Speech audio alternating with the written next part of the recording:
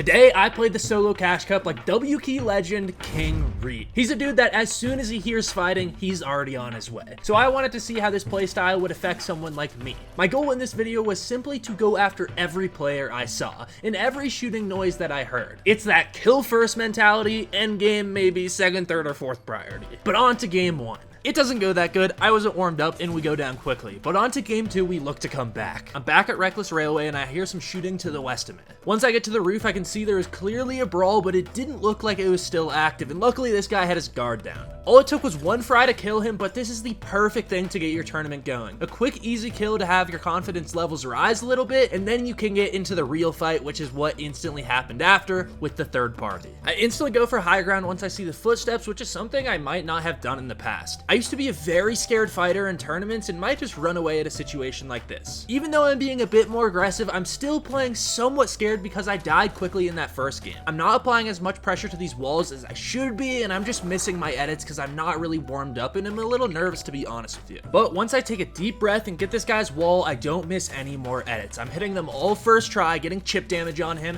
and then get a nice kill to clean him up, and then there's another third party pushing me. I was feeling super confident after those first 2 kills until I heard him pop the nitro. For some reason, hearing the nitro effect puts me so much on edge. They're just faster, can make insanely wide side jumps with their speed and no fall damage, and it's just really stressful for me personally. But that's no reason to play as passively as I was. I got a good opportunity to cone him off and potentially box him, but I threw away that opportunity because I wasn't locked in. In my pursuit of aggression like Reet, I kinda got reckless and got shot out, dying to fall damage. But that's a good lesson to learn early on, and my next few games were incredible. So like any tournament, I was gonna hop in a bush and check my phone, and that's when I saw the visual sound effects of the footprints. And if you're not using these in 2024, please turn them on because that's always the first thing I notice. But I build myself off. I don't get too comfortable in the bush, but I eventually do go back into it to get a few chip shots on him while he's jumping down. A couple gatekeeper shots later, and I get him super weak, but I also take a lot of return damage. And while he starts running, I channel my inner Reet and say, I'm going on the chase. I build up, pop some nitro, and this time I feel like I'm in the advantage.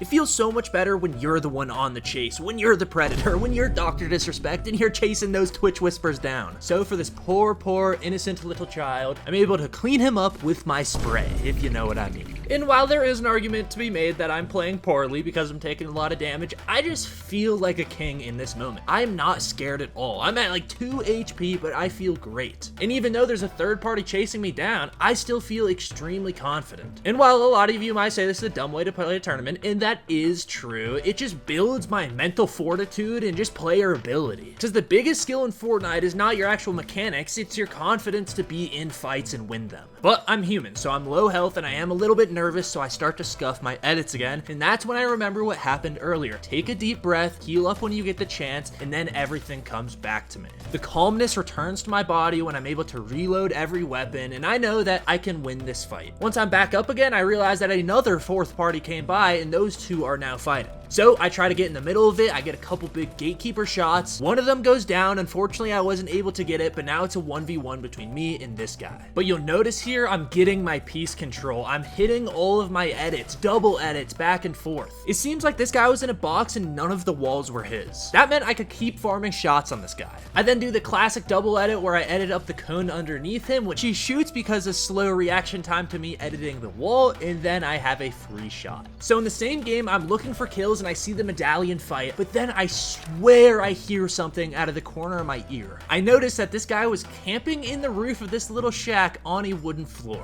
So I cone his bottom thinking it's going to be an easy kill, but he actually nitros me up and could potentially have gotten a fall damage kill on me. But I could tell this guy wasn't good. And if you're one of the people watching that are still playing like this, where you're bush camping throughout the entire game, or you're hiding in cones or hiding in the top of a shed, I'm telling you, it is so much more fun to just play and chase these types of people down instead. This was one of those tournaments where I wasn't trying to make it to endgame or make earnings or anything like that. I was just trying to be a beast. And that made me 1, improve at the game, 2, gonna be better in the future for these tournaments, and 3, I just had a much more fun time. So I chased this guy completely cross map just for him to hide in another shed's roof. This guy doesn't know how to play any differently. And I'm sure he's probably thinking, oh my god, this guy's cheating. How did he follow me all the way across the map? And it's like, no dude, you just didn't put up a fight at all. Your only chance of making it out of of this was if a third party happened to intervene. And I already know how this guy plays, so I know he's gonna try to run into me with nitro, so I actually leave that opening for him and then edit it closed right as he runs into it. Sort of like what I did with the other guy where I left an opening just to edit my cone up where he shoots it. This guy got confused and it was an easy kill from there.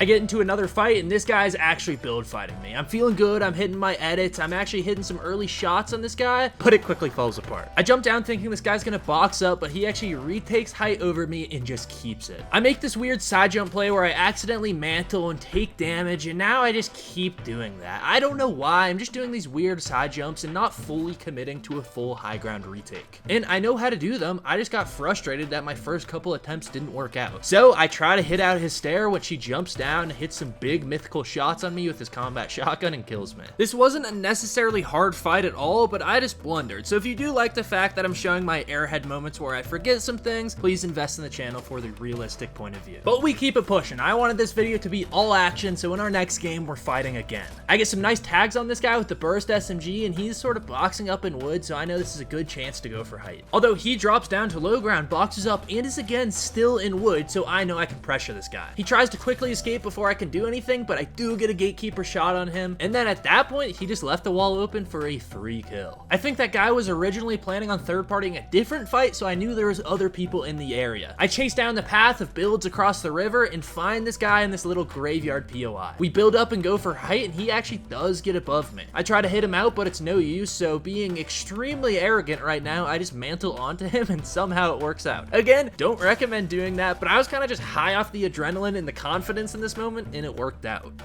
This also happened, so I guess always shoot your bushes. I think he was glitching through the floor, and then I saw this guy just waddling on past who was white health, so another very easy kill. Although I do want to say, even though I didn't put much effort into these, if I wasn't a confident fighter, I would have never taken these shots and probably just would have stayed back fearing that he could have been really good and given up a really easy free point. A third party then sneaks up on me and we get into a little bit of fight, and we are both playing really safe. We each get a lot of damage on each other, but we're both also able to heal back up. And this is one of the fights that you should honestly just disengage. You're not getting anywhere, there's not a lot of mistakes you can take advantage of, you can just make mistakes. I want to talk about this fight more in depth in another video I have planned about when you should realistically be backing off of fights, so we'll go in that into future detail later. When I was dropping in, I saw someone land at a one-off chest while I got the rifle in the gun, so I was able to pop out and kill this guy before he was able to get anything else. I have no idea how good that player was, he could have been the best in the world, but just getting a quick off-spawn kill like that helps so much. So moving on with this confidence from already having a kill, I see some visual footprints in this house, and I try to break in and find this guy. It's actually Booga inside, and he's just sneaking around, so I'm able to get a few shots on him and chase him down. He tries to run outside, so I follow him, making sure to reload my shotgun and kill him from here. And then to end it out, I have the most diabolical fight with this guy. I get on top trying to spray him, being somewhat careful, but being very aggressive. I get a big shot on him, and we trade to finish my tournament out. So take a look at my sub count, and to get in before that big number, please invest in the channel, drop a like, and use code reidtheninja to help me out. And if you've watched this whole video and are inspired to try a similar playstyle and maybe ranked before trying it in a whole ass tournament, then watch this video to learn how to drop high kill games in ranked. Or if not, and you've just been perplexed by my crosshair this whole video, check this out to the pros and cons of using a custom crosshair.